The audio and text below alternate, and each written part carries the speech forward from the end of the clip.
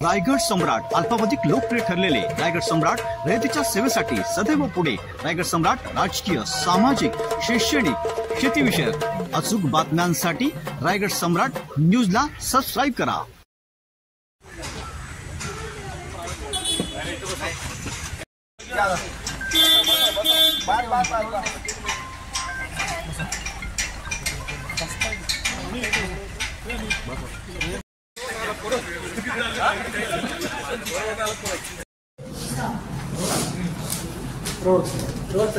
काय सांगाल, कशा प्रकारची घटना आहे? कामोट्यामध्ये दोन दिवसावर दुर्घटना घडल्या, दोघांचा मृत्यू झाला आहे।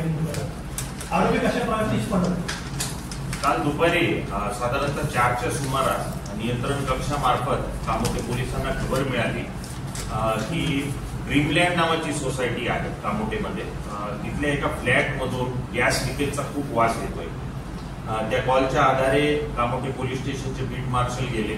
त्यांना दिसून आलं की फ्लॅट जो आहे तो आतून बंद आहे। त्यांनी फायर ब्रिगेडला बोलवलं, त्यांच्या साहाय्याने दरवाजा उघडला, प्रवेश केला। प्रवेश केल्यानंतर त्या फ्लॅटच्या 2 बेडरूम मध्ये त्यांना 2 मृतदेह बेडवर पडलेले मिळून आले। त्यामध्ये एक जितेंद्र जगी मयत, जो 45 वर्षाचा, आणि त्याची आई गीता जगी जी 70 वर्षाची महिला होती। ते दोघे त्या फ्लॅटमध्ये राहत होते। मग या सगळ्या घटनेचं गांभीर्य ओळखून आम्ही क्राईम ब्रँचचे एसीपी लांडगे यांच्या पर्यवेक्षणाखाली क्राईम ब्रँच युनिट 2-3च्या टीम तयार केल्या। स्थानिक एसीपी राजपूत यांच्या पर्यवेक्षणाखाली 4 टीम तयार केल्या। घटनेच्या अनुषंगाने साक्षीदारांकडे विचारपूस केली, शेजाऱ्यांकडे केली, सीसीटीव्ही फुटेज तपासले।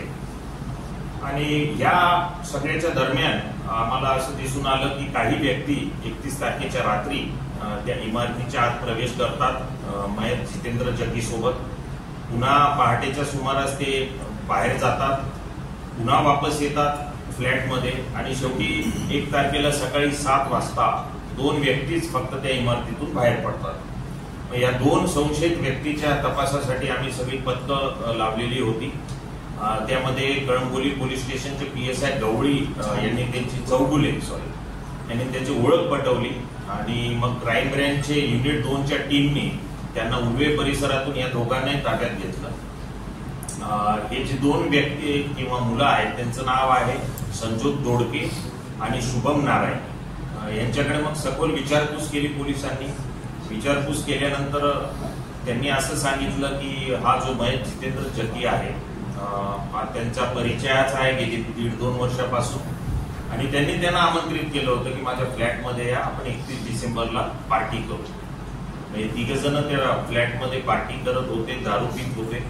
आणि मग सकाळी साधारणतः 5:30-6च्या दरम्यान जितेंद्र जगी त्या दोघांना मुलांना आग्रह लैंगिक संबंध ठेवावे, त्याच्यासोबत यावं।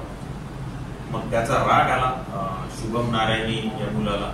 तिथेच एक इलेक्ट्रिकल स्विच बोर्ड पडलेला होता, तो त्याच्या डोक्यात मारला, जितेंद्र जगीच्या 3-4 वेळेस डोक्यात मारला। त्यावेळी तिची आई उठून आली। आईला मग शुभम नारायणी याने तिचा गळा आवळला आणि तिला जीवे ठार मारली। आणि कोणाला या घटनेबद्दल कळू नये म्हणून जाताना त्यांनी त्या फ्लॅटमधला जो गॅस होता तो चालू ठेवला। त्याचप्रमाणे मयतांचे मोबाईल, टॅग, जितेंद्र जगी याचं पाकिट आणि काही दागिने हे ते सोबत घेऊन गेले। आता या प्रकरणात कामोटे पोलिसांनी खुनाचा गुन्हा दाखल केलेला आहे। आज त्या दोन्ही आरोपींना आपण न्यायालयात हजर केलं होतं। 7 दिवसाची पोलीस कोठडी रिमांड न्यायालयाने बजावली आहे, आणि या गुन्ह्याचा पुढील तपास कामोटे पोलीस स्टेशनच्या सिनियर PI भिडवे मॅडम करत आहे।